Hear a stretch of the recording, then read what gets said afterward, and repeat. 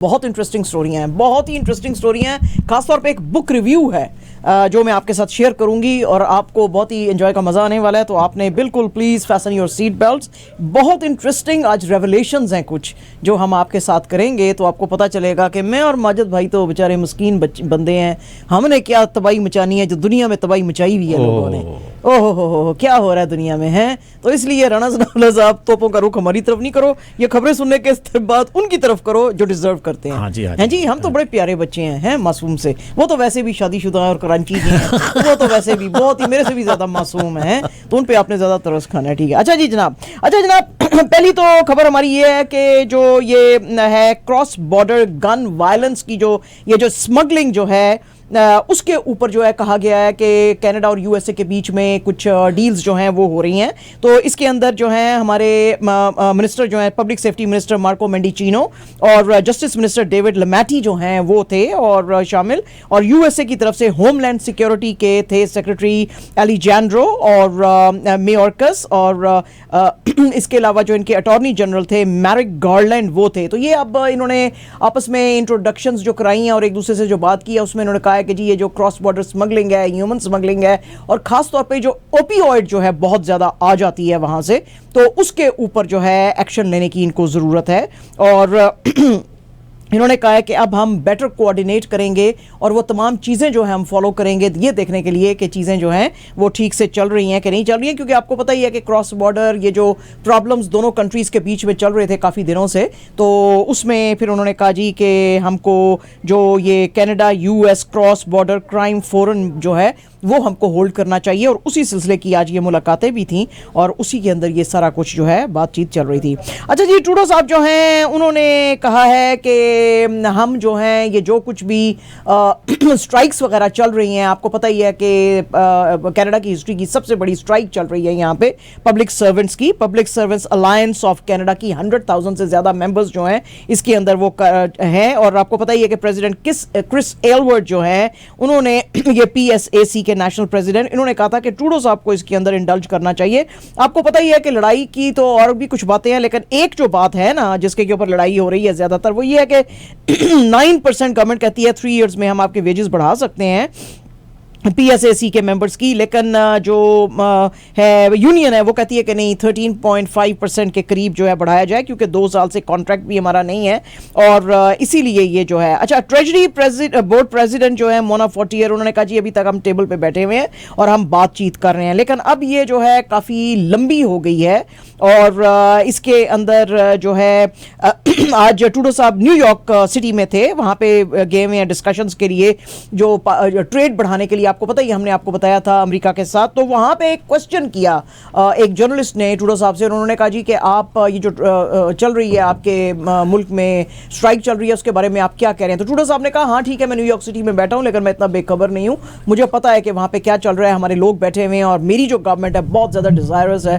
कि हम इस स्ट्राइक को ख़त्म करें और निगोशिएशंस की तरफ जाएं। तो मुझे बिल्कुल एक मिनट की जो है वो इत्तला। वैसे ये सवाल जो है ना ये मेरा नहीं ख्याल कि इज़ अ फेयर क्वेश्चन, क्योंकि प्राइम मिनिस्टर जो है वो तो बातचीत में नहीं बैठे हैं ना, और वैसे भी वो न्यूयॉर्क सिटी में है, New York city there are people in place right, जो लेबर मिनिस्टर्स और वो सारे काम के लिए गए न्यूयॉर्क सिटी, वो is not on vacation. No और उसके बाद ये कि आप कहाँ जा रहे हैं भाई, अगर यहाँ पर स्ट्राइकों पे स्ट्राइक होती रहे तो हम सारा दुनिया का काम बंद कर देंगे। हाँ, बंद कर देंगे। नहीं, जो लेबर मिनिस्टर है वो बात कर रहे हैं ना उनसे, ट्रेजरी बोर्ड के मिनिस्टर्स एंड सेक्रेटरीज और वो नेगोशिएटर्स उन्होंने रखे हैं जो इस चीज को करते हैं। हाँ, फाइनल डिसीजन जनाब प्राइम मिनिस्टर का हो सकता है, मगर ये कि and he is very up to date. वही उसने बताने की कोशिश की, वही उसने ट्रूडो साहब ने कहा कि मुझे एक मिनट की खबर आ रही है स्ट्राइक के बारे में कि क्या हो रहा है। हाँ। तो हमारे लोग टेबल पे बैठे हुए हैं और I am very much confident कि ये नेगोशिएशंस हो जाएंगे। एग्जैक्ट। तो ऐसे है। स्टैट्स कनाडा की जनाब आज खबर आई है और माजिद भाई ना एग्री करेंगे ना मैं करूंगी, बहरहाल वो कहते हैं जी हमारी इकोनॉमी जो है 0.1% से ग्रो की थी फरवरी में, और ऑल टुगेदर वो कहते हैं जी कि ये जो हमारा प्रीलिमिनरी हमने जो एस्टिमेट दिया था कि जीडीपी ग्रो करेगी annualised rate of 2.5% in first quarter of 2023, तो वो इसने की है। और उसकी वजह आपको पता ही है कि बैंक ऑफ कनाडा कहता है कि जो हमने ओवरनाइट लेंडिंग रेट्स जो थे वो बढ़ाए थे, जो कि अपने सबसे ज्यादा अभी सिंस 2012 हाईएस्ट रेट में है 4.5% पे। ये जो उछाल आप स्टैट्स कनाडा कहता है कि देखा गया है फरवरी के महीने में, उसकी वजह होलसेल और रिटेल ट्रेड थी, मैन्युफैक्चरिंग थी, और पब्लिक सेक्टर, प्रोफेशनल, साइंटिफिक और टेक्नोलॉजिकल जो सर्विसेज थी, कंस्ट्रक्शन, फाइनेंस, इंश्योरेंस, इसके अंदर तेजी देखी गई। तो उसकी वजह से जो है फर्स्ट क्वार्टर के अंदर भी इकोनॉमी में तेजी आई है। और मगर इसके बाद का जो क्वार्टर है ना वो देखने के लायक है। हाँ। क्योंकि उसमें पता लगेगा कि हाँ किस तरफ जा रही है। हाँ, और ये भी उन्होंने कहा था स्टैट्स कनाडा ने कि शायद जो है रिसेशन आ सकता है। पायन, हम तो लास्ट ईयर से ही कह रहे हैं रिसेशन यहाँ पे है, आप माने या ना माने, तो वो कहते हैं जी कि नहीं मानेंगे, क्योंकि अभी मार्च में अभी आपने कहा था कि इकोनॉमी जो है वो कॉन्ट्रैक्ट की है। तो कॉन्ट्रैक्ट की है तो फिर मतलब है जनवरी फरवरी के ऊपर आप कह रहे हैं जी कि फर्स्ट क्वार्टर में हमने ठीक किया है। वही आप वाली बात कि नेक्स्ट क्वार्टर में आप पता चलेगा तो कि जो है ये कॉन्ट्रैक्ट की है इकोनॉमी के, ये एक्सपैंड की है। अच्छा जनाब, आज बहुत बड़ी न्यूज है। फेडरल गवर्नमेंट ने, आपको पता ही है कि अपने बजट में अनाउंस किया था कि हम यूनिवर्सिटीज जो रिसर्च करती हैं और आर्टिफिशियल इंटेलिजेंस की तरफ जा रही हैं और जो R&D करेंगी जैसे रिसर्च एंड डेवलपमेंट, तो उनको हम 1.4 बिलियन डॉलर्स जो उन्होंने साइड पे रखे थे वो हम इनको देंगे। उसी के ऊपर बात करते हुए आज फेडरल गवर्नमेंट ने कहा है कि 11 यूनिवर्सिटीज जो हैं उनको इसमें से शेयर मिलेगा। सबसे ज्यादा शेयर जो बड़ा मिलेगा वो यूनिवर्सिटी ऑफ टोरंटो को मिलेगा, which is at the tune of 199.5 million over the next 7 years। इसके अलावा 10 दूसरी यूनिवर्सिटीज भी हैं। मगिल को 165 मिलियन मिलेगा और मेमोरियल यूनिवर्सिटी ऑफ न्यू फाउंडलैंड को 91 मिलियन, ऑटवा यूनिवर्सिटी को 109 मिलियन, डलहाउजी को 154 मिलियन, विक्टोरिया यूनिवर्सिटी को 83 मिलियन, यूनिवर्सिटी दी मॉन्ट्रियल को 124 मिलियन, और जो यॉर्क यूनिवर्सिटी है उसको 105 मिलियन, एंड कॉन्कॉर्डिया यूनिवर्सिटी को 123 मिलियन, एंड कैलगरी यूनिवर्सिटी को 125 मिलियन दिया जाएगा। इसके अलावा जो टोरंटो मेट्रोपॉलिटन यूनिवर्सिटी है उसको भी 98 मिलियन दिए जाएंगे। और इनको जो है काफ़ी इनके पास बड़ा काम है। They will be developing strategies for migrant integration in 21st century. तो वो कहते हैं जी कि इसके ऊपर काफी रिसर्च की जरूरत है, तो ये दिया जाएगा। तो this is very good news, क्योंकि आपको पता ही है क्योंकि जिस वक्त पेंडेमिक आया था तो इंटरनेशनल स्टूडेंट्स नहीं आए थे, तो यूनिवर्सिटीज ने बहुत सफर किया था, तो उनके पास फंड्स की जो है वो काफी कमी है। आज किंग चार्ल्स जो हैं इंग्लैंड के, उनको फॉर्मली जो है RCMP का कमिश्नर इन चीफ का रोल दिया गया है और उन्होंने वो एक्सेप्ट किया है। ये एक क्वाड्रैंगल सेरेमनी हुई थी विंडसर कैसल के अंदर, जिसमें कि हमारे Canadian high commission to UK जो है वो राफ गुडेल वो वहां पे थे। और ये 150th एनिवर्सरी जो है RCMP अपना मना रहा है वहां पे। तो ये रिलेशनशिप्स जो हैं दो कंट्रीज के बीच में, यानी इंग्लैंड के तो है ही, लेकिन RCMP और जो मोनार्की है उसके बीच में ये 1897 से चले आ रहे हैं, जब क्वीन विक्टोरिया ने अपनी डायमंड जुबली की थी और उसका प्रोसेशन चला था लंदन में, तो उसमें इन्होंने हिफाजत दी थी RCMP वालों ने। तो आज इनको ग्रीट किया गया और इनको एक तलवार भी दी गई और जो है ये एक इनको ब्लैक मेयर जो है वो भी दिखाया गया, 16.2 हैंड्स हाई ब्लैक मेयर, और इनको वेरी गुड लुकिंग नोबल 7 है इसका नाम है नोबल 7। तो ये जो हैं ये सारी चीज़ों से आज इनको इंट्रोड्यूस किया गया किंग चार्ल्स को। तो ये काफ़ी ज़बरदस्त जो है यहाँ पे सेरेमनी थी। अच्छा जनाब, न्यूयॉर्क टाइम्स जो है उसने आज खबर दी थी कि जो फॉर्मर वाइस प्रेसिडेंट हैं अमेरिका के माइक पेंस साहब जो हैं उनको आज बुलाया गया था टेस्टिफाई करने के लिए फेडरल ग्रैंड ज्यूरी के सामने। ये जो जनवरी 6 को जो कुछ हुआ था, जो कुछ किया दूसरों ने भी और ट्रंप साहब ने भी खास तौर पे, अच्छा इसको की विटनेस समझा जा रहा था कि ये जो आएंगे और क्रिमिनल इन्वेस्टिगेशन में इनकी जो टेस्टिमनी होएगी वो बहुत ही मेजर होएगी। और इन्होंने हमेशा से कहा था कि जब भी मुझे कोर्ट बुलाएगी तो मैं आऊँगा, मैं उनको कोर्ट की जो है वो मैं इज्जत करता हूँ। 2020 में आपको पता ही है कि जो इलेक्शंस हुए थे उसमें ट्रंप साहब ने रिजल्ट्स मानने से ना कर दी थी, और जिस वक्त कैपिटल हिल में चल रहे थे, ये बातचीत चल रही थी कि हाँ, तो वहाँ पे राइट्स आ गए थे, तो कांग्रेस जो थी वो बैठी हुई थी रिजल्ट्स को कंपाइल करके देख के बाइडेन साहब आपको प्रेसिडेंट अनाउंस करने के लिए, और जब ये राइट्स हुए थे। तो अच्छा, ये अब under speech and debate clause जो है उसके अंडर वाइस प्रेसिडेंट ने कहा था कि मैं जवाब दूंगा, जबकि उनको कहा जा रहा था कि आप ना भी जवाब दें, अगर आप ना करना चाहते हैं आप ना भी कर सकते हैं, लेकिन उन्होंने कहा कि नहीं, मैं टेस्टिफाई करूंगा। तो आज वो वहां पे गए। अब इसकी डिटेल्स जो हैं वो अभी तक सामने नहीं आई हैं, ये डिटेल्स हम आपको बाद में बताएंगे, लेकिन एडवाइजर मार्क शॉर्ट जो हैं उन्होंने भी कहा था कि मैं सामने आऊंगा, लेकिन वो आज नहीं आए। बहरहाल वाइस प्रेसिडेंट साहब आए हैं और उन्होंने कहा है जी कि मैं जो कुछ मुझे पता है वो मैं आपको बताऊंगा, क्योंकि खबर एक ये भी आई थी कि ट्रंप साहब ने इनको फ़ोन किया था और उन्होंने कहा था कि तुम मेरे हक में जो है वो जो करो, फैसला दो, और तुम ये कहो कि ये जो है रिग्ड हैं सारे इलेक्शंस और ये बाइडन नहीं बन सकता प्रेसिडेंट। तो इन्होंने अपेरेंटली ना बोल दी थी उस वक्त, और अभी ट्रंप साहब को बड़ा बुरा लगा था। प्रेसिडेंट ट्रंप साहब जो हैं उनको भी उन्होंने भी पूरी अपनी कोशिश की कि ये जाके टेस्टिफाई ना करें। मगर जो कोर्ट है, कोर्ट ने डिसाइड किया कि नहीं, आप आगे टेस्टिफाई करें। हाँ, तो जब उन्होंने यही कहा माइक पेंस ने कि जब मुझे कोर्ट ने बुलाया तो मैं जाऊंगा, जरूर जाऊंगा मैं, तो वो आज आए तो वो गए। इस तरह बीबीसी की जनाब आज एक रिपोर्ट है, और ये काफ़ी जो है अगर ज़्यादा हवा इसको मिल गई तो ये पाकिस्तान के लिए ज़रा बुरी खबर हो सकती है। बीबीसी ने आज ये जो पूरी रिपोर्ट की है, इन्होंने जाके असल में यूक्रेन में जो उनके फॉरवर्ड लाइन के कमांडर्स हैं ना, उनसे बात की है और उनसे पूछा है कि भाई ये जो एक खास तौर पे एक बंदा है व्लादिमीर, नॉट व्लादिमीर ज़ेलेंस्की जो कि प्रेसिडेंट है, व्लादिमीर जो कि कमांडर है उनकी मिलिट्री का एक, उससे इन्होंने बात की है बीबीसी वालों ने, और उन्होंने कहा है जी कि हमारे पास बहुत सारा असला था जो कि कॉन्स्टेंटली आ रहा था वेस्ट से, जैसे कि 40 बैरल्स ऑफ BM-21 जो ग्रैड रॉकेट थे वो हम लॉन्च करते थे बड़ा फ्रीक्वेंटली, लेकिन अब वो इक्विपमेंट घटता जा रहा है। हालांकि आपको पता ही है कि वेस्टर्न वर्ल्ड ने बेतहाशा इनको असला जो है वो भेजा है। इसकी जो प्रॉब्लम है वो ये है, वो कह रहा है कि वेस्ट जो है वो भी तंग आ जाएगा एक स्टेज पे आके, क्योंकि जो रशिया है उसके पास बहुत एडवांस इक्विपमेंट है और अभी निकाला नहीं है, और अभी उसने पूरा नहीं निकाला है, लेकिन जितना निकाला है उससे कॉन्स्टेंटली उसका जो मार्च फॉरवर्ड है वो जाता जा रहा है। ये कहने का इसका ये भी कह रहा है कि 17th टैंक बटालियन जो है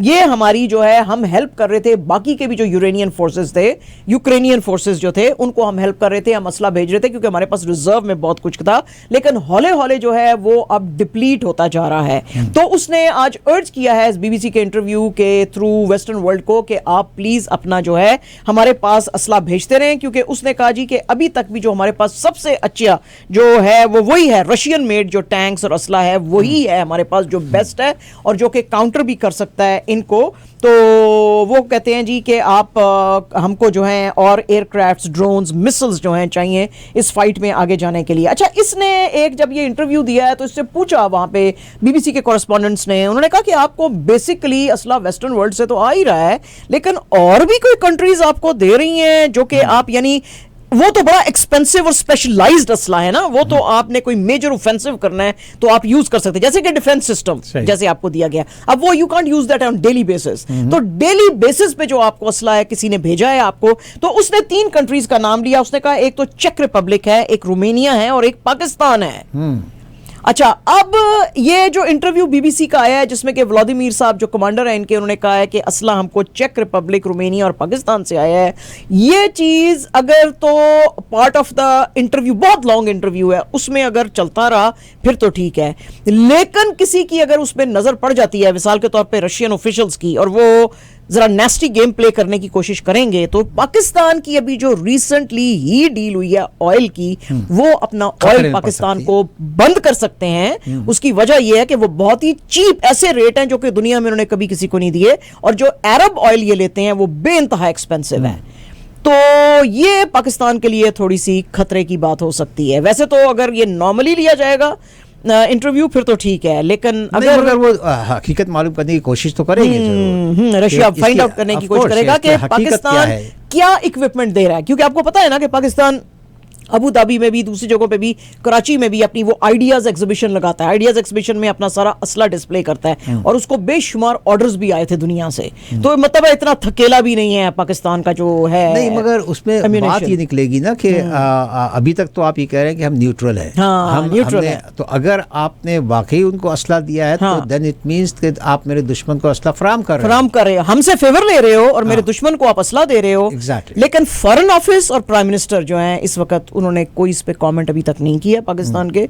अब फॉरेन ऑफिस भी क्या इसको हाईलाइट करना चाहेगी या हशी रहने देगी इस चीज को? They would just rather like it to be just another line by the way thing in a long interview and not give any explanation, but this can be otherwise bad news for Pakistan. ठीक है जी, ऐसे। अच्छा जी, Putin साहब जो हैं उनके और जो तुर्की के प्रेसिडेंट हैं अर्दोगान साहब, उनके बीच में प्यार और बढ़ गया है, इसलिए कि जो रशिया है उसने टर्की का पहला न्यूक्लियर पावर प्लांट सेटअप यहाँ पे किया है, जो कि अब ऑपरेशनल है। ये बड़े दिनों से जो था इसको ये बन रहा था, और तुर्की का जो सदर्न मर्सिन प्रोविंस है वहां पे सेटअप किया गया है। तुर्की जो है वो भी पाकिस्तान की तरह काफी एनर्जी के क्राइसिस से गुजर रहा था, तो this is the first step in curbing the energy crisis. इसके ऊपर बात करते हुए रशिया ने बड़ी खुशी का इजहार किया। उन्होंने कहा कि ये म्यूचुअल इकोनॉमिक बेनिफिट के लिए है और साथ साथ हम इसी तरह चलेंगे। और भी इसके ऊपर बात करते हुए तैयब अर्दोगान साहब ने कहा कि ये एक हम नहीं खोलेंगे, हम सेकंड और थर्ड अब न्यूक्लियर प्लांट की तरफ भी जाएंगे। तो अब अगर दोस्ती इतनी आपकी बढ़ गई है पायान, तो फिर तो आपको नेटो वाले जो हैं जरा यूरोपियन यूनियन से दूर ही रखना चाहेंगे, हैं तो, क्योंकि मेंबर्स तो मोर और लेस नेटो के भी वही है ना जो यूरोपियन यूनियन के भी हैं। exactly, और आप बड़े अरसे से बात कर रहे हैं हमें यूरोपियन यूनियन का हिस्सा बनाओ, तो अब दुश्मन से दोस्ती फिर ये कैसे चलेगा? अभी पाकिस्तान उनके गले पड़ा हुआ है, क्योंकि पाकिस्तान के पास न्यूक्लियर एमिशन है, ईरान बनाने की कोशिश कर रहा है। अब अगर तुर्की को भी ये फैसिलिटीज मिल जाती हैं, तो ये नेवर नो कल के दिन क्या होगा। उन्होंने बड़ा एक्सप्लेन किया है बड़ा क्लियरली। उन्होंने कहा कि हमारा जो ये जो न्यूक्लियर ये प्लांट है ये सिर्फ एनर्जी जनरेट करने के लिए, ये न्यूक्लियर वेपन्स बनाने के लिए नहीं है। कहते तो हर कोई, लेकिन अब देखेंगे क्या होता है। तो ये जो हैं चीज़ें और भी गंभीर हो सकती हैं दुनिया में, है जी। तो जरा वेस्ट इसको वैसे इतनी अच्छी नजरों से नहीं देख रहा है। एसोसिएटेड प्रेस की आज न्यूज है जी, और इसके मुताबिक यूनाइटेड नेशन सिक्योरिटी काउंसिल जो है उसने आज फिर से एक बार तालिबान को कहा है कि आपने जो कर्ब्स लगाए हुए हैं औरतों के ऊपर, तो उसको खत्म करने की जरूरत है। आपके ये जो हार्श रिस्ट्रिक्शंस हैं इनको आप औरतों लड़कियों के ऊपर खत्म करो, जिसमें कि आपने रिस्ट्रिक्ट किया उनको कि एजुकेशन पोस्ट सेकेंडरी वो नहीं ले सकती हैं, जॉब्स नहीं ले सकती हैं, पब्लिक स्पेस में काम नहीं कर सकती, जिम्स में नहीं जा सकती। यहां तक कि यूनाइटेड नेशन सिक्योरिटी काउंसिल ने कहा कि ये तो दुनिया की हिस्ट्री में, यूनाइटेड नेशंस की हिस्ट्री में कभी ऐसा नहीं हुआ कि यूनाइटेड नेशंस की जॉब्स जो हैं उसमें तक में आप औरतों को काम नहीं करने दे रहे हैं, क्योंकि यूनाइटेड नेशंस के ऑपरेशंस जिस मुल्क में भी होते हैं वो औरतों को, मर्दों, सबको, वहां की जो लोकल पॉपुलेशन होती है उसको वो एनकरेज करते हैं कि उसमें हिस्सा लें। और ये जो वोट या आज हुआ था यूनाइटेड नेशन सिक्योरिटी काउंसिल में, वो 15-0 से ये पास किया गया, जिसमें कि यूएसए, रशिया और चाइना ने भी इसको फेवर किया। तो सारी जो बड़ी पावर्स जो कभी कभी वीटो कर देती हैं वो एक ही पेज के ऊपर थी। उन्होंने कहा जी कि ये अफगानिस्तान के अंदर जो कुछ भी चल रहा है औरतों के खिलाफ, ये बिल्कुल ठीक नहीं है, और इसीलिए यूएसए ने इससे पहले $7 बिलियन का जो इनके जो फंड्स हैं यूएसए में वो फ्रीज कर दिए थे, और उन्होंने कहा था हम तालिबान के हाथ में नहीं जाने देंगे। ये जो रेजोल्यूशन थी ये प्रिपेयर की थी, इसको ड्राफ्ट किया था यूनाइटेड अरब एमिरेट्स और जापान ने, जिसमें कि उन्होंने कहा था कि ये बैन जो है this is absolutely unprecedented in the history, ऐसे कभी होता नहीं है, क्योंकि ये अंडरमाइन कर रहे हैं ह्यूमन राइट्स और ह्यूमैनिटेरियन प्रिंसिपल्स को। और उन्होंने कहा जी कि जो इस्लाम है उसमें औरत का रोल बड़ा जो है अहम है, और अफगान सोसाइटी जो है उसमें इस वक्त जो है औरतों को बड़ा की रोल प्ले करने की ज़रूरत है। तो उनके लिए एजुकेशन भी खोलें और उनके लिए जॉब्स भी खोलें। तो ये आज काफ़ी फिर से दबाव डाला गया है तालिबान के ऊपर। बहरहाल तालिबान भी सुनते नहीं है किसी तालिबान है, तालिबान तो फिर तालिबान ही है, आपको पता ही है। हिंदुस्तान का जो मणिपुर का जो इलाका है उसमें जो चूरा चंदपुर जो का जो डिस्ट्रिक्ट है वहाँ पे बेतहाशा जो है वायलेंस जो है वो देखी जा रही है कई दिनों से। उसकी वजह यह है कि सिक्योरिटी फोर्सेस जो हैं, ये जो ट्राइबल लीडर्स हैं यहाँ पे कुकी ट्राइबल जो लीडर्स हैं उनके खिलाफ ये कार्रवाई मुस्तकिल कर रही है। यहां तक चीजें बिगड़ गई हैं कि यहाँ पे section 144 of code of criminal procedure जो है वो तक लगाया गया है। सिक्योरिटी पर्सनल जो है उनका कहना है कि जी हम यहाँ पे इनको मना कर रहे हैं कि आप जो है ये कानून के साथ मत खेलो। कुकी ट्राइब जो है वो कहता है जी हम कैसे ना खेलें, यहाँ पे सदियों से हम जिन इलाकों के अंदर रह रहे हैं वहां से हमें मार मार के उन विलेजेस में से निकाला जा रहा है, हमारे घर जलाए जा रहे हैं, तो हम कहां जाएंगे। गवर्नमेंट जो है और सिक्योरिटी पर्सनल जो है उनका कहना है कि नहीं, ये सारी जंगल की जमीन है जो कि गवर्नमेंट की जमीन है और इसके ऊपर इन्होंने जंगल साफ कर करके अपने विलेजेस बनाए हुए हैं और इलीगल विलेजेस बनाए हैं और ये इनको इधर रहने नहीं दिया जा सकता। और उसकी वजह से जो है ये काफी, अब तो खैर 2 महीने हो गए हैं मणिपुर में ये कॉन्स्टेंटली स्टेट के बीच में और कुकी ट्राइब के बीच में चल रहा है। कुकी ट्राइब ने यह भी कहा है कि जो स्टेट गवर्नमेंट है ये हमारा साथ नहीं दे रही और ये पुलिस जो है सेंट्रल की उसका साथ दे रही है। यहाँ पे एक नया जिम बनाया गया था at PT sports complex new Lamka के एरिया में, उसको भी आज अलेजली जो पुलिस है वो कहती है कि ये जो लोकल्स हैं इन्होंने उसको आग लगा दी और वो काफ़ी एक्सपेंसिव बना हुआ था, तो उसका काफ़ी सारा हिस्सा भी जो है वो जल गया है और काफ़ी ये जो है लोकल्स वहाँ पे मारधाड़ कर रहे हैं। पुलिस का कहना है, लोकल्स का कहना है कि पुलिस हमारे पे जुल्म करती है और अब हम ये जुल्म नहीं सहेंगे, तो इसलिए हम सारे ये जो है ये प्रोटेस्ट कर रहे हैं। तो काफ़ी यहाँ पे पुलिस कह रही है तुम खराब कर रहे हो, वो कह रहे हैं तुम इनजस्टिस दिखा रहे हो, तो लड़ाई दोनों के बीच में चल रही है। हिंदुस्तान के अंदर जय भगवान गोयल एक साहब हैं जो कि अपने आप को कहते हैं कि जी मैं बीजेपी का लीडर हूं।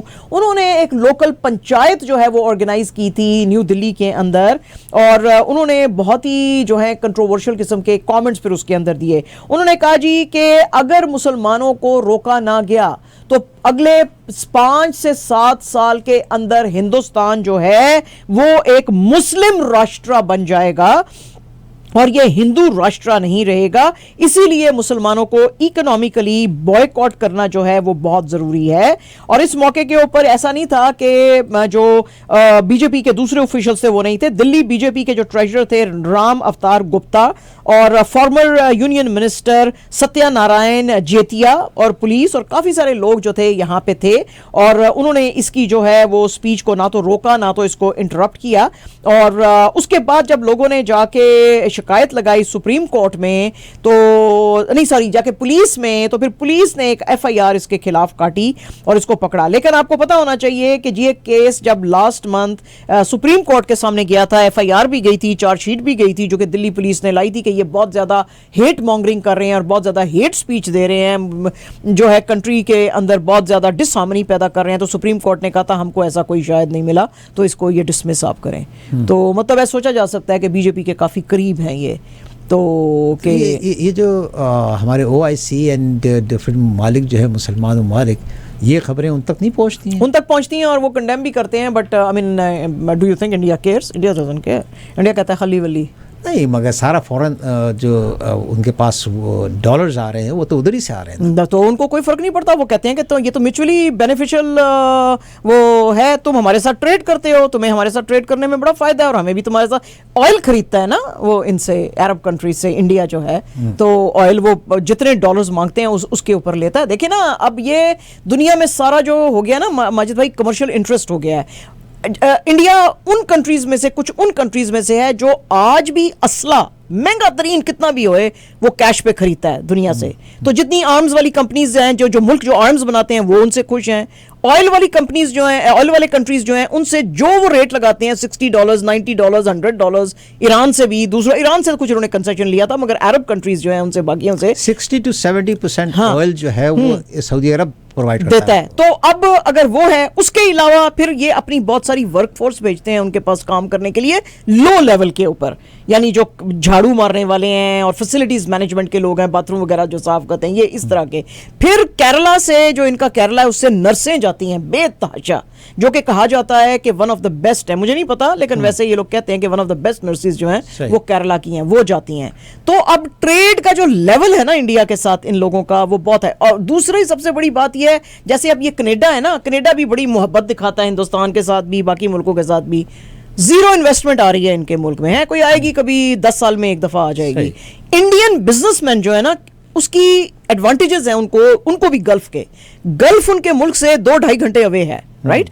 तो वो हर वीक भी, जो अमीर इंडियन है वो तो हर वीक भी फ्लाई करके इंडिया जा सकता है। बेतहाशा इन्वेस्टमेंट्स हैं उनकी मिडिल ईस्ट के अंदर। उस इन्वेस्टमेंट की वजह से जॉब्स क्रिएट होती हैं, इकोनॉमिक एक्टिविटी होती है। तो उनकी वो वहाँ पे एक्सपेंसिव तरीन घर खरीदते हैं, दुकानें उनकी खरीदते हैं, उनके चीज़ें खरीदते हैं, उनके जो वहाँ पे बड़े बड़े ह्यूज ब्रांड्स वहाँ पे जिन्होंने बड़े बड़े स्टोर्स खोले हुए हैं उस तरह के, तो आपको बाइंग पावर है, हाँ बाइंग पावर है उनके पास, they are a huge buying power वाली कम्युनिटी।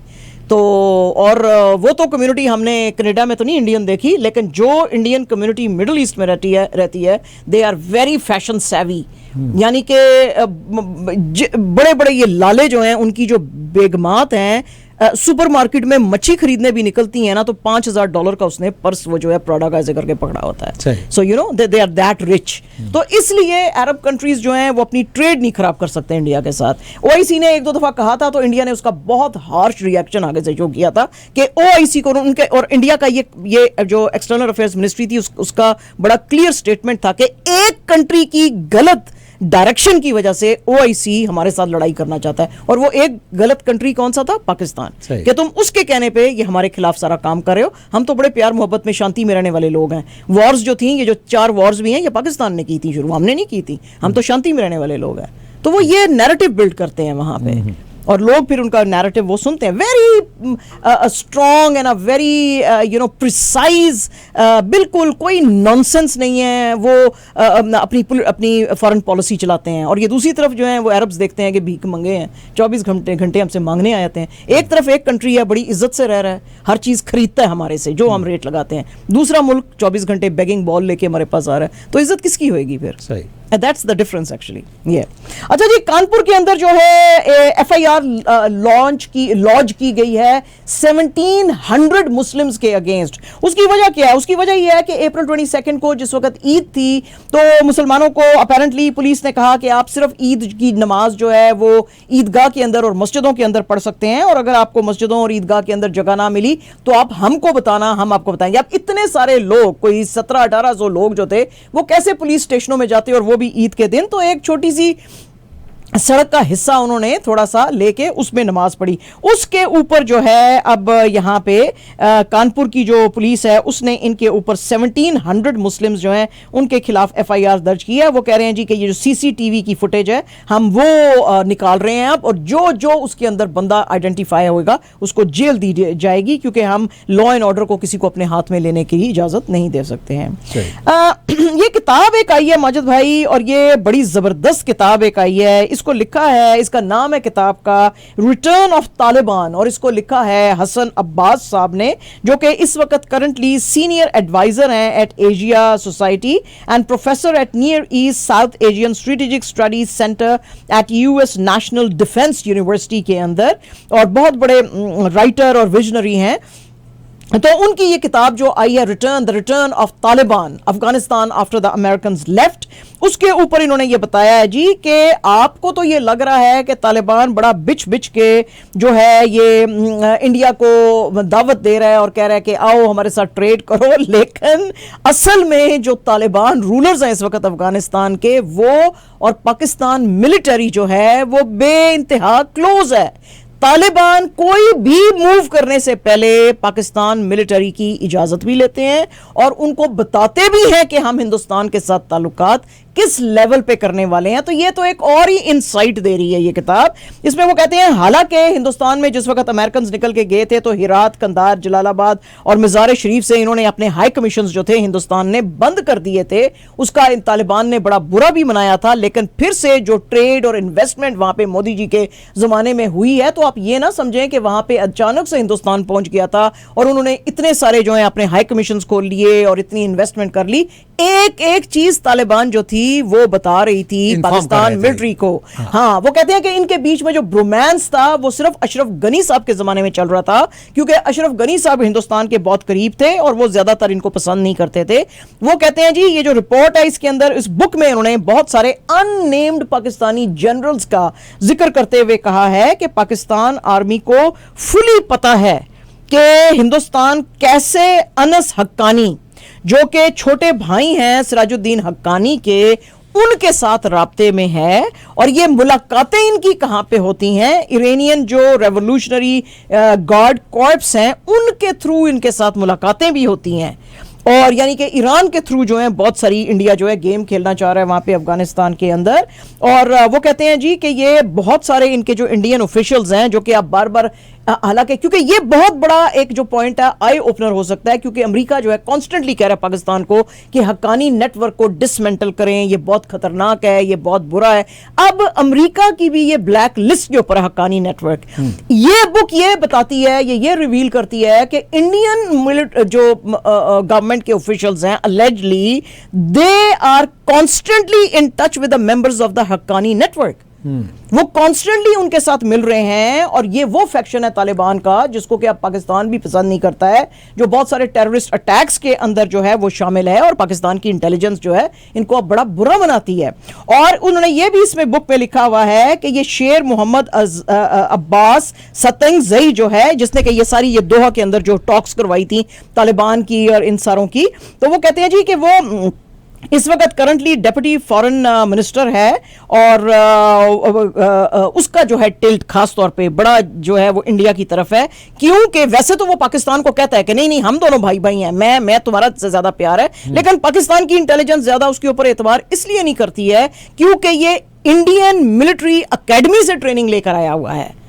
तो इसका टिल्ट डेफिनेटली वहां पे, ये 1980s का काफी जमाना इसने जो है हिंदुस्तान में गुजारा है, ये किताब कहती है। और वो कहते हैं जी कि यहां पे तालिबान जो है वो अब जो है उसका इंडिया के साथ जो भी कोई प्यार देखते हैं आप, वो पाकिस्तान की इजाजत से होता है। तो वो क्वेश्चन भी किया गया बुक में कि उसमें पाकिस्तान का क्या जो है वो रोल है। तो वो कहते हैं जी पाकिस्तान भी दुनिया को ये दिखाना चाहता है कि हम कोई इतना इंटरफेयर नहीं कर रहे हैं अफगानिस्तान के साथ, अफगानिस्तान अपनी पॉलिसीज खुद भी बनाता है, लेकिन अफगानिस्तान डेफिनेटली अब जो ये नई ताकत सामने आ गई है, आइसिस खुरासान जो खासतौर पर बहुत ज्यादा खूनी है, बहुत बारबैरिक है, उसको भी खत्म करने के लिए तालिबान जो है अब हिंदुस्तान के साथ ज्यादा नहीं कर सकता क्योंकि वो जरा दूर है। तो उसको पाकिस्तान मिलिट्री की ही जरूरत है इनको खत्म करने के लिए। तो एज अ रिजल्ट अगर ये कोई सोचता है कि तालिबान जो है वो पाकिस्तान के अगेंस्ट हैं, हो सकता है ऊपर कोई एक आध बयान देते हो, but they are at least very close to Pakistan military. तो ये आज की जो किताब आई है, इसने अभी कुछ आवाज़ें इसके ऊपर उठनी शुरू हुई हैं, आने वाले दिनों में ज़्यादा उठेंगी क्योंकि ये काफ़ी जो है अंदर की स्टोरीज़ हैं और भी इसके अंदर। ठीक है जी। अच्छा जनाब, आज जो है पीटीआई और गवर्नमेंट के बीच में सेकंड राउंड ऑफ टॉक्स हुए थे। अब जो नेक्स्ट राउंड ऑफ टॉक्स हैं वो ट्यूसडे May 2 को होंगे, May 2 को। और आज की ये जो मीटिंग थी सेनेट के कमेटी रूम में थी, जिसमें कि ये डिसाइड किया गया कि भाई हम जो है वो जो भी हमारे डिफरेंसेज उनको ख़त्म करके और एक पोल की डेट जो है हमको लेकर आनी है। आपको पता ही है कि सुप्रीम कोर्ट ने इनको वैसे तो कहा था कि April 26 तक मुझे सारा आप डिसाइड करके बताएं, लेकिन अब तो वो डेट गुजर गई है। Chief justice of Pakistan Umar Ata Bandial ने ये कहा था कि भाई हम उनको जोर नहीं दे सकते पॉलिटिकल पार्टीज को, हम उनको सिर्फ ये कह सकते हैं कि अंडर कॉन्स्टिट्यूशन आप अपने डिस्प्यूट्स को रिजॉल्व करें और जो है बेहतरी की तरफ जाएं। आज की ये जो मीटिंग चल रही थी उसके अंदर जो है काफ़ी सारे बड़े लीडर्स यहाँ पे बैठे हुए थे। अली जैदी पीटीआई के आप देख सकेंगे, और शाह महमूद कुरैशी और फवाद चौधरी, और पाकिस्तान की तरफ सॉरी जो थी जो पीडीएम थी उसकी तरफ से उनके जो लॉ मिनिस्टर हैं तारर साहब वो, और यूसुफ रज़ा गिलानी और इसाक डार और कमर साहब बैठे हुए थे। इस मीटिंग के बाद जो है फाइनेंस मिनिस्टर इसाक डार साहब ने मीडिया से बाहर आके कहा कि कुछ तो प्रोग्रेस वैसे हुई है, हम दोनों पार्टीज ने यानी कि पीटीएम ने और पीटीआई ने एक दूसरे को अपने प्रपोजल्स दिए हैं, तो अब कुछ यानी कि प्रोग्रेस आई है, विच मींस के कुछ डील बन सकती है क्योंकि मुल्क के अंदर इकोनॉमिक क्राइसिस बहुत ज़्यादा डीप हो गया है। फॉर द फर्स्ट टाइम जी आज जो है नेशनल असेंबली को जो ये रेलवेज की पार्लियामेंट्री सेक्रेटरी हैं किरण इमरान डार, उन्होंने कहा जी कि PIA has started making profit. Oh, that's a good news. जी, ये हम सुनाते हैं। You are listening to WTOR 770 AM, Youngstown, Toronto. Great हाँ जी। news for आज ये इन्होंने shoppers looking बहुत for बड़ी जो great खबर deals and दी, savings.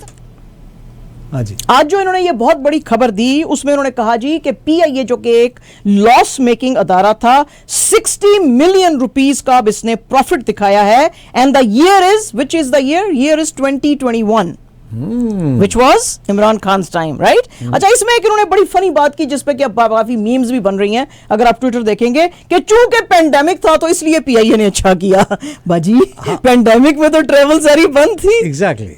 तो तो फिर उसके बाद उनको खुद ही ख्याल आया होगा, लेकिन इस जुमले पे अब काफी मीम्स बन रही हैं कि मैंने ये क्या कह दिया ना कि चूंकि पेंडेमिक था तो इसलिए पीआईए ने अच्छा किया। उसके बाद उन्होंने कहा नहीं नहीं, बहुत सारे अच्छे मेजर्स भी लिए गए थे और बहुत सारा जो लॉस हो रहा था, जो पैसे का, फंड्स का, और जो बहुत सारी सर्विसेज का लीकेज था, उसको भी रोका गया था। उसकी वजह से पीआईए जो है आज प्रॉफिट्स बना रहा है। इसके अलावा उन्होंने कहा जी कि जो मिनिस्ट्री ऑफ एविएशन है उसने अपने जो कुछ चैलेंजेस हैं उसकी एक समरी भी भेजी है, उसके ऊपर हमको देखने की जरूरत है। और 1.145 मिलियन डॉलर्स जो कि साइड पे इन्होंने रखे होते हैं अपना हेज फंड की तरह के, हर कंपनी ने, कहते हैं जी उसमें से हमें कुछ पैसे दिए गए हैं कि जो हमारा रूजवेल्ट होटल है न्यूयॉर्क के अंदर, उसको भी अब हम बचा सकेंगे।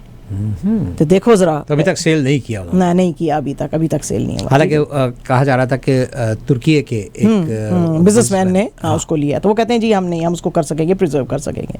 Minister of state for petroleum जो है मुसद्दिक मलिक साहब, उन्होंने आज कैबिनेट जो कमेटी की मीटिंग है ऑन एनर्जी मिनिस्टर बेसिकली आप कह सकते हैं उनको, मुसद्दिक मलिक साहब को, उन्होंने कहा है जी कि पाकिस्तान को में अब एक $multi-billion रिफाइनरी हम जो है वो खोलने लगे हैं। और उन्होंने कहा जी कि इसकी इजाजत जो है प्राइम मिनिस्टर साहब ने दे दी है। इसके ऊपर कॉस्ट जो है 10 to 14 बिलियन रुपीस आएगी, लेकिन ये हमारे लिए बहुत जरूरी है। हम जिस भी दुनिया के मुल्क से चीप ऑयल लेंगे, जैसे कि अभी हम रशिया से ले रहे हैं, तो हम जो है इसको रिफाइन कर सकेंगे चाहे कितना भी खराब होए। तो ये बड़ा एक मेजर वो है। और उन्होंने आज पीटीआई की गवर्नमेंट को बड़ा खींचा। उन्होंने कहा जी बगैर कोई शोर और हंगामा मचाए हुए हम मुल्क को प्रोग्रेस की तरफ लेके जा रहे हैं, कोई नॉइजी प्रोपेगेंडा हम नहीं कर रहे हैं, और हम हौले हौले ये कोशिश कर रहे हैं कि जो गैस की जो कमी है और ये इन सबको खत्म किया जाए। एज अ रिजल्ट एक और इन्होंने स्टेप लिया है। इन्होंने कहा है कि instead of providing 50 million cubic feet per day of gas to ये बड़े बड़े जो प्लांट्स हैं उनको देने के बजाय हम पुअर हाउस होल्ड को देंगे, और हम जो है जो बहुत ज़्यादा एक्सपेंसिव इलेक्ट्रिसिटी है वो भी, उसकी भी फैसिलिटी हम जो है ख़त्म करेंगे, यानी कि एक्सपेंसिव नहीं रहने देंगे इसको, एनर्जी को, इलेक्ट्रिसिटी को। जो गरीब लोग हैं उनको जो है ये फैसिलिटी दी जाएगी, और जो अमीर लोगों की मोनोपोली है इसके ऊपर, जो कंपनीज हैं बड़ी बड़ी जो कि बहुत एक्सपेंसिव इलेक्ट्रिसिटी देती हैं, उसको हम ख़त्म करेंगे और स्टेट इसको अब मॉनिटर करेगा ताकि लोगों को फैसिलिटेट किया जा सके।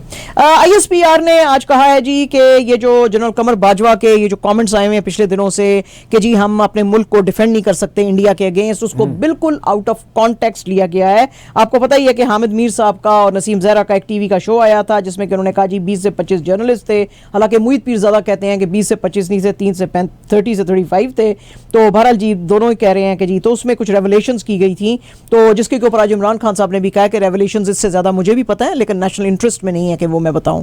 तो बहरहाल जी आज ISPR ने कहा है कि जनरल कमर बाजवा जो थे उन्होंने ऐसी कोई बात नहीं की थी, वो एक बिल्कुल एक ऐसी टॉक थी जो कि इनफॉर्मल थी और उसकी कोई इतनी बड़ी स्टोरी बनाने की जरूरत नहीं थी। पाकिस्तान मिलिट्री जो है उसने हमेशा मदरलैंड का जो है वो डिफेंड किया उसको, और हम बिल्कुल हमेशा जो है कॉम्बैट रेडी हैं, और कभी भी कोई हमारी तरफ देखेगा तो हम उसको जो है सजा देंगे। सही हाँ जी। तो फिर पयन 4 वारा उस विच की होया सी, खैर कोई बात नहीं।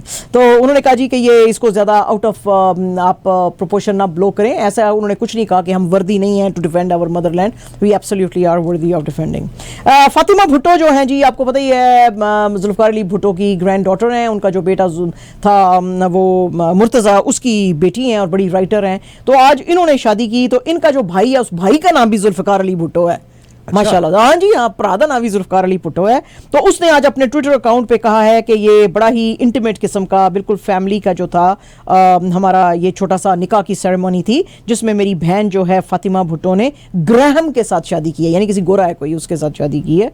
तो हम बड़े खुश हैं इस शादी के ऊपर। वेरी गुड, ठीक हो गया। हाँ जी ठीक हो गया, ठीक है जी। अच्छा जी, सूरज पंचोली, आदित्य पंचोली के जो बेटे थे, बड़े ही अरसे से ये जो बॉयफ्रेंड थे जिया खान के, ये जो थी एक्ट्रेस थी, और उसके मर्डर में इस बेचारे को खींचा जा रहा था क्योंकि जिया खान जो थी ये 3 जून 2013 में अपने जुहू के घर में हैंग की हुई नजर आई थी, और जिसके बारे में बाद में पुलिस ने कहा था कि इसने अपने आप को सुसाइड कमिट किया है। लेकिन चूंकि ये जो था सूरज पंचोली ये इसका बॉयफ्रेंड था, तो उसको कह रहे थे कि इसने अबेटमेंट ऑफ सुसाइड किया है, तो इसको पकड़ के ले गए थे और इसको पहले कस्टडी में रखा, फिर बॉम्बे हाई कोर्ट ने इसको बेल दिया था, तो ये बाहर था, लेकिन फिर भी कॉन्स्टेंटली ये केस जो था चल रहा था। आज जो है, आज वर्डिक्ट उसका आ गया है और उसमें उन्होंने कहा है जी कि नहीं, ये इसमें लड़का शामिल बिल्कुल नहीं था, तो उसने सुसाइड जो की है वो खुद से की है। तो इसके ऊपर आज वो बड़े खुश हुए हैं, उन्होंने मिठाई बांटी है और उनकी जो माँ है जरीना खान, जाहिर है कि वो बड़ी खुश है, लेकिन जो जिया खान की माँ है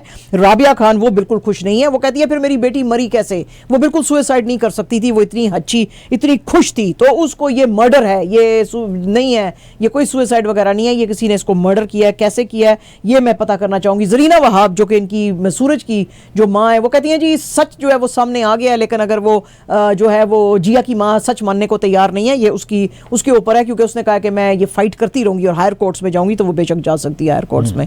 बहरहाल जी, मैं शुक्र है मेरे बच्चे दीते जान छुट्टी उसने किया है। ठीक है जी। एक फिल्म आ रही है जी और इस फिल्म का नाम है द केरला स्टोरी। इसको जो बना रहे हैं वो डायरेक्ट कर रहे हैं सुपीतो सेन और प्रोड्यूस कर रहे हैं विपुल शाह। इसके ऊपर काफी ज्यादा शोर मचा हुआ है इस फिल्म के ऊपर, क्योंकि इस फिल्म में दिखाया जा रहा है कि मुसलमान कुछ लड़कियां जो हैं वो दूसरों को खराब कर रही हैं और उनको कह रही हैं कि तुम कन्वर्ट हो जाओ और मुसलमान करो। ये जो है फिल्म बनाई गई है in the background of 2016 missing case of 21 people northern Kerala से जो चली गई थी आइसिस को ज्वाइन करने के लिए सीरिया अफगानिस्तान में, और वहां पे इन्होंने दिखाया गया इस फिल्म के अंदर कि ये जो है ये लड़कियां दूसरों को भी कह रही हैं कि हम तुम्हें अल्लाह बचा सकता है और तुम जो है मुसलमान हो जाओ।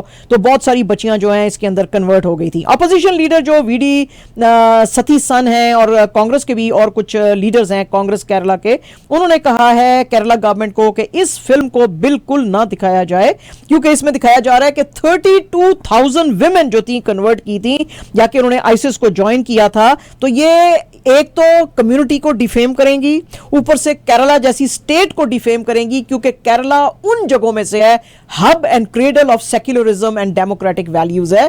तो अगर आपने ये रिलीजियस फनेटिसिज्म को हवा दी और इस मूवी को रिलीज करने दिया, तो आपकी स्टेट के ऊपर भी बुरा नाम आएगा और खाम मुसलमानों को भी बैड नेम आएगा। कोई मुसलमान ऐसे नहीं करता कि तुम्हें सिर्फ अल्लाह ही बचा सकता है, तुम वो करो, या जबरदस्ती कन्वर्ट कराता है। इस्लाम में जोर जबरदस्ती है ही नहीं, कोई मुसलमान बनना चाहता है वो खुद बनता है। तो इसलिए आप इसकी स्क्रीनिंग जो है वो रोकें। इसकी स्क्रीनिंग जो है कहा जा रहा है कि मई 5 को होएगी। तो जो अपोजिशन के लीडर्स हैं वो कह रहे हैं केरला गवर्नमेंट को कि आप ये बैड नेम देगी आपकी स्टेट को, इसको ना आप आने दें, क्योंकि इसमें दिखाया गया कि केरला से लड़कियां जो थी वो गई थी सीरिया में और अफगानिस्तान में, उन्होंने आईसीस ज्वाइन किया था और फिर वो मुसलमान हुई थी। तो वो कह रहे हैं रोके। डिंपल कपाडिया जी, जिनकी के शादी राजेश खन्ना साहब से, सुपरस्टार राजेश खन्ना से 1973 में हुई थी, जिस वक्त वो सिर्फ 16 ईयर्स की थी और राजेश खन्ना उनसे डबल एज में थे, वो 32 ईयर्स के थे तकरीबन। तो ये इनकी फिल्म आई थी बॉबी और उसके बाद जो है इनको बेतहाशा फिल्मों की ऑफर्स थी, लेकिन उन्होंने आज अपने एक इंटरव्यू में जो है रेवलेशंस किए हैं। उन्होंने कहा जी कि हम एक शो के लिए अहमदाबाद जा रहे थे और राजेश खन्ना साहब चार्टर्ड प्लेन में मेरे साथ बैठे थे। वैसे तो सारी फ्लाइट में वो बिल्कुल चुप बैठे रहे, लेकिन जैसे ही फ्लाइट लैंड करने के पास थी तो उन्होंने कहा जी कि वो मुझसे शादी करना चाहते हैं और वो उस वक्त सुपरस्टार थे। मैं बड़ी एक्साइटेड हो गई, मैं तो 16 साल की बच्ची थी, मुझे रियलाइज ही नहीं हो रहा था कि बॉबी कितनी बड़ी हिट है और मैं कितना फायदा उठा सकती हूँ उसका। तो मैंने एकदम से उनके लिए शादी से हाँ कर दी। लेकिन वो कहती हैं जी कि जैसे ही मैंने इनसे शादी की और इनका घर जिसका क्या नाम आशीर्वाद था मैं उसमें एंटर हुई, मुझे पता चला कि हमारी मैरिज वर्क नहीं करेगी, हमारे बीच में कोई इक्वालिटी नहीं है, कोई प्यार नहीं है। और उसके बाद फिर इन्होंने राजेश खन्ना साहब को 1982 में छोड़ दिया था, लेकिन उस वक्त जो है इनकी 2 बच्चियां उस वक्त तक हो चुकी थी, ट्विंकल और रिंकी खन्ना, तो ये अपने पेरेंट्स के घर आ गई थी। तो ये आज इन्होंने बड़ी रेवलेशन की है कि पहले दिन जब मैं उसके घर में एंटर हुई हूं तो मुझे पता चल गया था कि हमारी शादी ज्यादा दिन नहीं चलेगी। ये और जनाब ये जो बड़ा जिसका के शोर मचा हुआ है, ये जो आ रही है सीरीज रूसो ब्रदर्स की प्राइम वीडियो के ऊपर सिटाडेल, जिसके के अंदर प्रियंका चोपड़ा नजर आ रही हैं और हर जगह पे जाके वो उसकी प्रमोशंस भी कर रही हैं, उसके बारे में बहुत ही बुरे और भद्दे किस्म के जो हैं वो आए हैं। हालांकि जो है ये बहुत एक्सपेंसिव जो है वेब सीरीज बनाई गई है। जेफ जैंक जो कि एडिटर और क्रिटिक हैं एट स्ट्रेंज हार्बर्स, उन्होंने कहा it's the worst thing that I have ever seen. $300 million जो कि इंडियन रुपीस में 2500 करोड़ रुपया बनता है। तो 300 million on a show that nobody is going to remember after 2 months। उसके बाद जो है एलन जेपिंगवॉल ने कहा है रोलिंग स्टोन के लिए कि it's an extremely cheap series. Amazon spent so much, but the results are terribly generic and shockingly cheap. Twitter जो है वो भी आज पागल हुआ है क्योंकि आज इसको जो है रिलीज की है तो 3 कोई इसकी किस्तें आई हैं अभी तक सामने, तो उसके बारे में कहा जा रहा है, ट्विटर कह रहा है कि इतना एक्सपेंसिव शो जो है क्यों बनाया, किस लिए बनाया है जो इतना घटिया नजर आ रहा है। दूसरे ने कहा कि ये extremely and objectively bad show है और इस बजट को तो आपको a series like a league of their own 2022 में जो आई थी उसके ऊपर आपको इतने पैसे लगाने चाहिए थे, इस घटिया शो के ऊपर आपने इतने पैसे जो हैं वो क्यों लगाए हैं। This is the second most expensive show after Rings of Power 2022 जिसके के ऊपर लगाए गए थे $460 million। तो बहुत ही सिटाडेल के ऊपर बकवास से वो आए हैं रिव्यूज, तो इसलिए as a result I will not watch Citadel.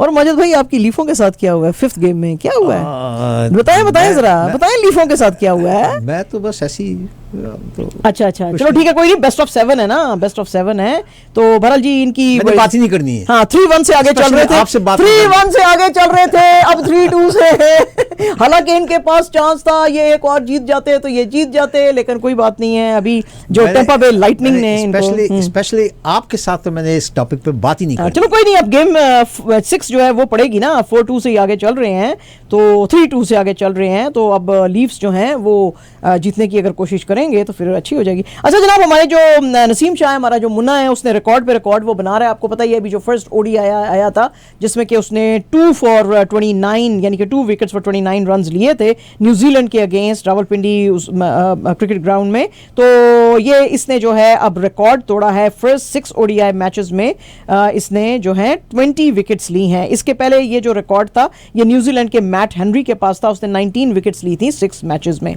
Wrestling federation of India के जो चीफ हैं, बीजेपी के एमपी भी हैं ब्रिजभूषण सिंह साहब, उसने कहा जी मैं भागने वाला नहीं हूं, मैं डरता नहीं हूं, मैं लॉ के साथ जो है वो बड़ा कोऑपरेट कर रहा हूं, मैं अपने घर पे ही बैठा हुआ हूं, यानी उनका कहने का मतलब है ब्रिंग इट ऑन। और वो कह रहे हैं जी कि ये रेसलर्स मेरे पे झूठे इल्जाम लगा रहे हैं, मैं उस दिन मर जाऊंगा जिस दिन मुझे लगेगा कि मैं वीक हूं और मैं ये केस नहीं लड़ सकता हूं।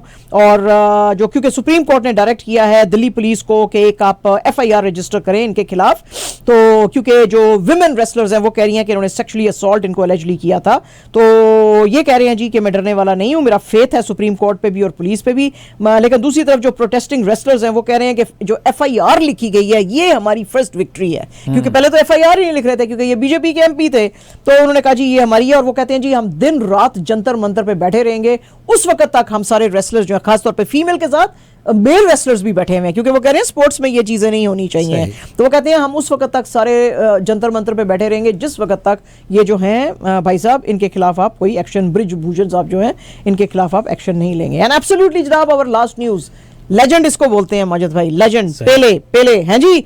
आप सोच सकते हैं कि एक पोर्चुगीज नई डिक्शनरी, जो लेटेस्ट जो डिक्शनरी आई है पोर्चुगीज लैंग्वेज की, उसमें जो एक्सेप्शनल, इनकंपेरेबल, यूनिक जो टर्म्स हैं उनको एक्सप्लेन करने के लिए उन्होंने पेले का नाम लिखा हुआ है। वाओ जी Okay. तो हाँ पेले का नाम लिखा हुआ है। पेले he was a true legend.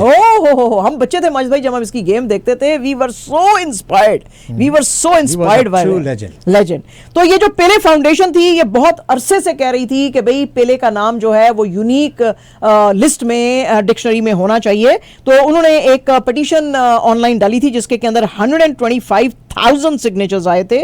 और क्योंकि ये वाकई लेजेंड है, ये वो वाहिद लेजेंड है जिसने 3 वर्ल्ड कप्स जो हैं अपने 20 साल के करियर में खेले थे और तकरीबन 1281 गोल्स बनाए थे ब्राजीलियन क्लब सेंटोस और ब्राजील की नेशनल टीम और न्यूयॉर्क कॉस्मोस के लिए। और ये 82 इयर्स की एज में इस दिसंबर में जो गुजरा है उसमें कोलोन कैंसर से कॉम्प्लिकेशंस की वजह से उनकी डेथ हुई थी।